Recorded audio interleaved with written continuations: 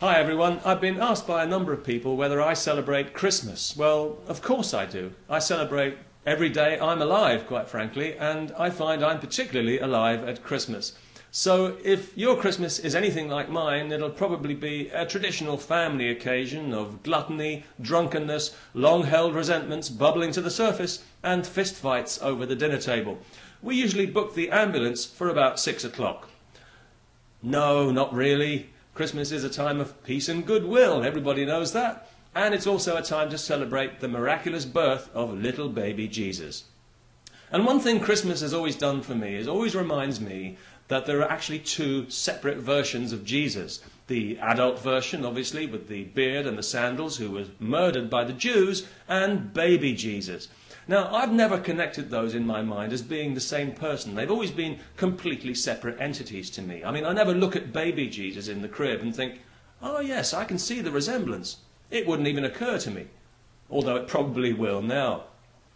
We actually have a little model nativity scene in our house this Christmas, as we do every Christmas, ostensibly for the children, but really it's for everyone because Christmas is for everyone. Why do we have it? Well, for the same reason that we have a Christmas tree and fairy lights and tinsel and crackers and paper hats, because it's fun.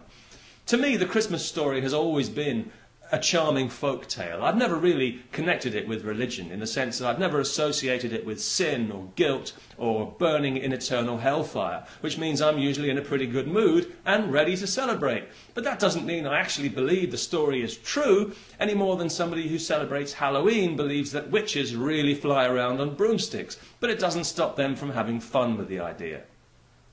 Now, Christmas was a folk festival long before Christianity ever got hold of it, and it will be long after Christianity's bony fingers have been prized off it, because, newsflash for Christians, nailing your deity's name to a festival doesn't make it yours, I'm afraid. It's still all about the solstice. It's all about the rebirth of the sun. No, not the Son of God, the regular sun. It's a celebration of the life force, something which Christianity wouldn't really know very much about, because the only thing it celebrates is death. All the supposed benefits of Christianity accrue after death, not before. Life is a penance to be endured, not lived, unless you're a televangelist with $1 million mansion and a couple of Cadillacs, or a senior clergyman who happens to live in a palace or two. But the actual nativity scene itself is an iconic scene which, of course, is instantly recognizable. A baby born in a stable, well, that can only mean one thing. You never look at that scene and think to yourself, I wonder if that's baby Jesus there, or one of the many other babies known for being born in stables. But you know, it might not be a bad idea once in a while, because the Christmas story is by no means exclusive to Jesus. It was told and retold many times over the centuries, long before Jesus was ever even thought of.